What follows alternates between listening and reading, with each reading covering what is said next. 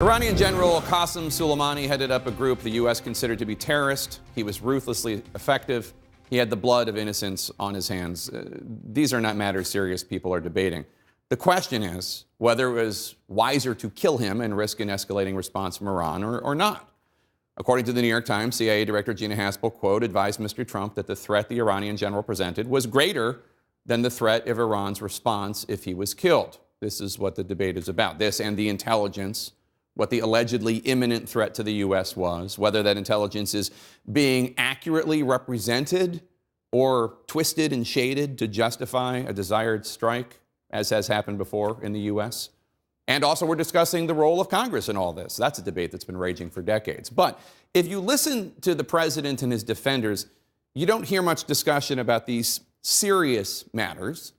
The two main arguments we've heard this week are, one, trust us, such as Senator Lindsey Graham tweeting, do you believe the chairman of the Joint Chiefs of Staff and CIA director are incompetent, lying?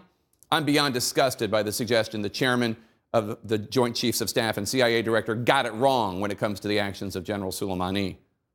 It's almost as if Senator Graham is unaware that previous administrations, from FDR to JFK to LBJ to Nixon to Reagan to Bush to Obama, have gotten it wrong when it comes to matters of intelligence and war and peace.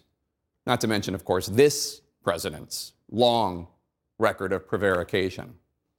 Plus, the way he pushes the government of the United States to use its power and credibility to justify his lies about crowd sizes or hurricane paths or fake crimes by his political opponents. Then there's the other approach, the other response we're hearing, attacking those who have questions or who disagree with the decision, defaming them as terrorist lovers. They're in love with terrorists. We see that. They mourn Soleimani more than they mourn our Gold Star families, who are the ones who suffered under Soleimani. The only ones that are mourning the loss of Soleimani are our Democrat leadership and our Democrat presidential candidates. They also support terrorists, apparently, because so many of them think that killing Soleimani was a terrible idea. Of those three, only the first, Congressman Doug Collins, has apologized for his comments. Those are not arguments. They're smears. They would get you disqualified from a junior high school debate contest. Blind faith in our leaders in matters of life and death, for our service members, for the American people, that's false patriotism. And as Samuel Johnson wrote, such a false patriotism is, quote, the last refuge of a scoundrel.